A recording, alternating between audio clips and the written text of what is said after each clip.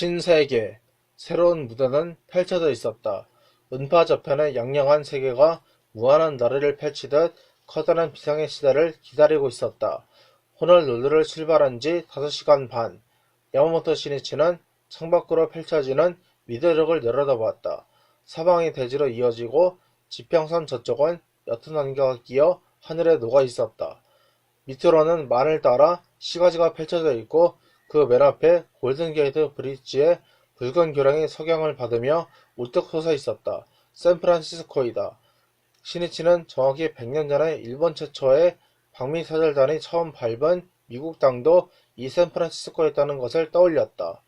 1860년 2월 13일 방미사절단 77명은 미일소 통상조약의 비순서를 교환하고자 미그남포에 터한 호로 요코하마 항을 출발했다.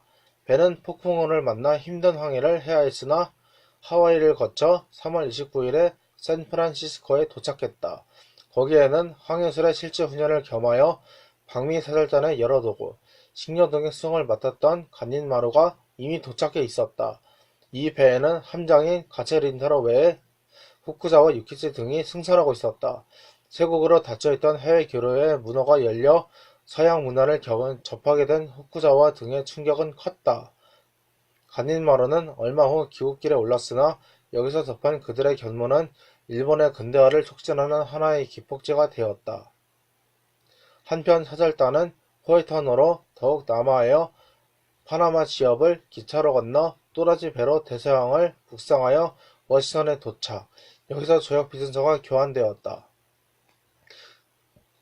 그러나 이후 미일 관계는 우여곡절 끝에 결국 저 전쟁에서 서로 적극으로 싸우지 않으면 안 되었다. 그리고 히로시마, 나가사키에 미국이 가한 인류 최초의 원폭 투하라는 비참하기 짝이 없는 역사의 상처를 남기고 종전을 맞이했다.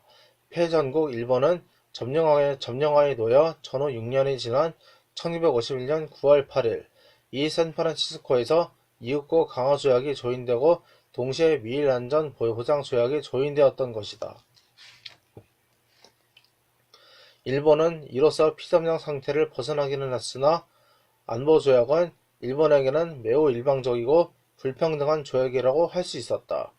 시니치가 세계 제1보를 새긴 이 1960년은 안보조약의 개정을 둘러싸고 일본 국내가 격동하던 해였다.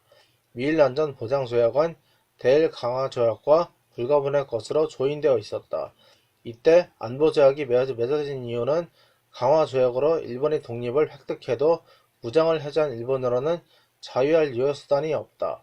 따라서 미군이 일본에 계속 주둔하는 대신에 일본의 안전을 보장한다는 데 있었다. 그러나 거기에는 수많은 문제가 도사리고 있었다.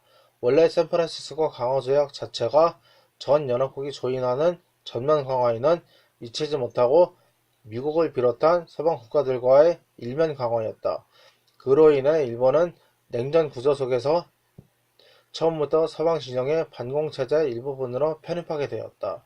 더욱이 안보조약으로 일본의 방위를 미국에 의존한다는 것은 군사적으로나 정치적으로나 미국에게 종속을 고정시킨다고 밖에 할 수 없었다. 게다가 이 안보조약에는 미국 수계가 권리는 명기되어 있으나 책임에 대한 의무 규정은 없었다. 예를 들어 미군이 출동할 수 있는 것은 극동의 평화와 안전의 유지, 내란이나 소동을 진압하기 위해 일본 정부의 요청이 있을 경우, 외부로부터 무력 공격이 있을 경우 등으로 되어 있으나 일본을 지키기 위해 출동할 의무는 없었다. 더욱이 미국의 동의 없이는 제3국 기지를 사용하거나 군대가 통과하는 권리를 부여하지 않고 있어 일본의 주권은 현저하게 제한당하고 있었다.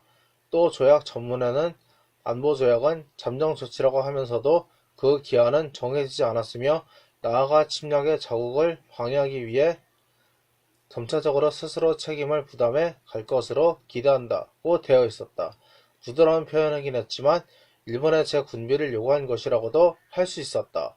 요컨대 자위를 위한 전력을 일본이 보유할 때까지 미군은 계속 주둔하며 미군을 철수시키려면 군사력을 증강시켜야 한다는 결론이 나온다. 사실 일본은 그 미국의 기대에 부응하여 1950년에 발족한 경찰 예비대를 보안대로 재편 강화하고 이윽고 1954년에 자위대로 발전시켰다.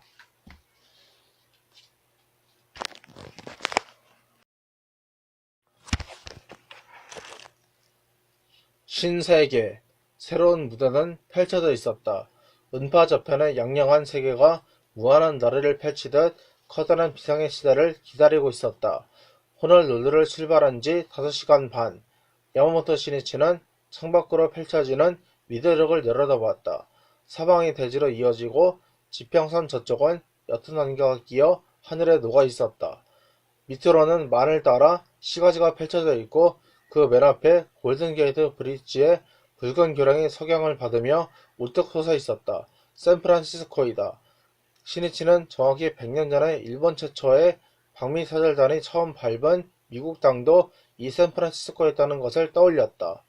1860년 2월 13일 방미사절단 77명은 미일소 통상조약의 비순서를 교환하고자 미그남포에 터한 호로 요코하마 항을 출발했다. 배는 폭풍우를 만나 힘든 항해를 해야 했으나 하와이를 거쳐 3월 29일에 샌프란시스코에 도착했다. 거기에는 항해술의 실제 훈련을 겸하여 방미사절단의 여러 도구, 식료 등의 수송을 맡았던 간닌마루가 이미 도착해 있었다. 이 배에는 함장인 가체린타로 외에 후쿠자와 유키치 등이 승선하고 있었다. 세국으로 닫혀있던 해외 교류의 문호가 열려 서양 문화를 접하게 된 후쿠자와 등의 충격은 컸다. 간닌마루는 얼마 후 귀국길에 올랐으나 여기서 접한 그들의 견문은 일본의 근대화를 촉진하는 하나의 기폭제가 되었다. 한편 사절단은 호이탄호로 더욱 남하하여 파나마 지역을 기차로 건너 또라지 배로 대서양을 북상하여 워싱턴에 도착. 여기서 조약 비준서가 교환되었다. 그러나 이후 미일 관계는 우여곡절 끝에 결국 저 전쟁에서 서로 적극으로 싸우지 않으면 안 되었다.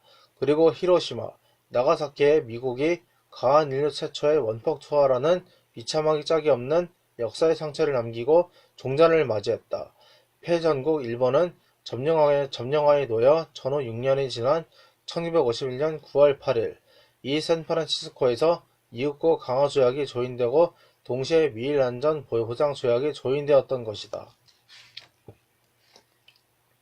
일본은 이로써 피점령 상태를 벗어나기는 했으나 안보조약은 일본에게는 매우 일방적이고 불평등한 조약이라고 할 수 있었다.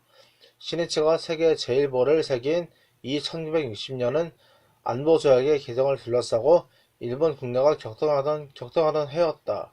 미일 안전 보장 조약은 대일 강화 조약과 불가분의 것으로 조인되어 있었다.